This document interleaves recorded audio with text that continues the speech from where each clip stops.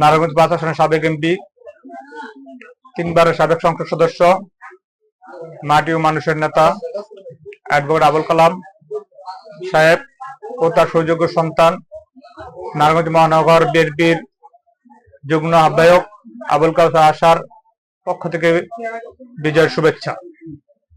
সর্বপ্রথম বিজয় দিবসে স্মরণ করছি ওই সকল শহীদদের, যাদের আত্মত্যাগ, তাদের জীবনের বিনিময়ে, যাদের রক্তের বিনিময়ে আমরা স্বাধীন দেশ পেয়েছি।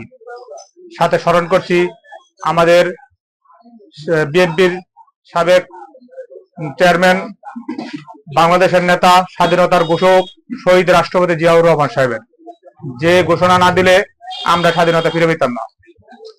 তার ঘোষণার কারণে আমরা স্বাধীনতা পেয়েছি। তার সাথে স্মরণ করছি তারুণ্যের অহংকার বিএনপির ভারপ্রাপ্ত চেয়ারম্যান জনাব তারেক জিয়া সাহেবকে। জনাব তারেক জিয়াউর রহমান যেভাবে শহীদ রাষ্ট্রপতি জিয়াউর রহমান স্বাধীনতার ঘোষণা দিয়েছিল, ঠিক সেভাবে আজকে 2025 এসে তারেক জিয়া সেভাবে, তারুণ্যের অহংকার তারেক জিয়া সেভাবে ঘোষণা দিয়েছে যে আমরা কিভাবে দেশে আগামী দিনে এগিয়ে নিয়ে যেতে পারি। আর আমরা সারা বাংলাদেশের তরুণ প্রজন্মের কাছে আহ্বান জানাবো, আমি ব্যক্তিগতভাবে আমার বয়স 33-34 বছর, আমি প্রথম ভোট দিব। আমি ভোট দিতে পারিনি বিগত ফাঁসি সরকারের আমলে। কেন দিতে পারি নাই? এই বিগত ফাঁসি সরকার স্বাধীনতার ঘোষক শহীদ রাষ্ট্রপতি জিয়াউর রহমান সাহেবের স্বাধীনতাকে অস্বীকার করে এই দেশকে স্বাধীনতা বৈষম্য ভারতের হাতে তুলে দিতে চেষ্টা করেছে। আর আমরা সেই ছাত্র জনতার 24 অভ্যর্থন ছাত্র জনতা সহ সকল লোকদের প্রচেষ্টা ফিরে আমরা স্বাধীনতা ফিরে পেয়েছি গত 5ই আগস্ট।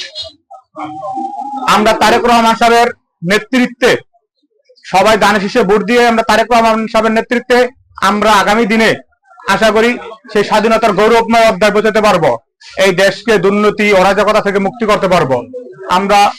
আমরা এটাই আশা রাখবো। জনাব তারেক রহমান সাহেব 25শে ডিসেম্বর বাংলাদেশে আসবে বীরের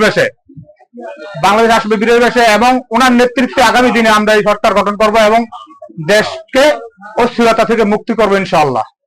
আমাদের স্বাধীনতার ঘোষক জিয়াউর রহমান সাহেব যদি স্বাধীনতা ঘোষণা না দিতেন তাহলে কিন্তু আমরা স্বাধীনতা ফিরে পেতাম না, এই দেশের স্বাধীনতা পেতাম না। আর আজকে দেখবেন একটি কুচক্রী মহল গত 16-17 বছরের স্বাধীনতার ঘোষক জিয়াউর রহমানকে ছোট করে অনেক কথা বলেছে, যার স্বাধীনতা তারা মেনে নিতে পারে নাই। তাদের একটাই ষড়যন্ত্র ছিল, যে ষড়যন্ত্র এই দেশকে ভারতের দাবিদার বানানোর জন্য এই দেশকে, আর যেটা স্বাধীনতার ঘোষক জিয়াউর রহমান সাহেব হইতে দেয় নাই।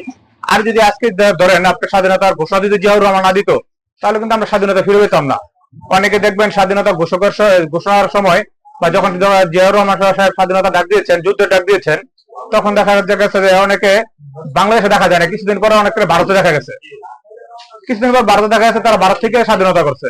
তা আসলে অরিজিনালি যে স্বাধীনতার যিনি ঘোষণা দিয়েছেন তিনি আমাদের বিএনপি প্রতিষ্ঠাতা জিয়াউর রহমান সাহেব।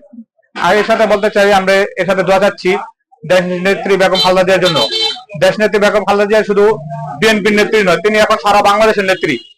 আমরা দলমত নির্বিশেষে সবাই দেশ নেত্রী বেগম খালেদা জিয়ার জন্য দোয়া করবো এবং অতি শীঘ্রই তিনি যেন তার সুস্থতা কামনা করবো, যাতে সুস্থ হয়ে আমাদের মাঝে ফিরে আসতে পারে, এই কামনা করে শেষ করছি। আসসালামু আলাইকুম।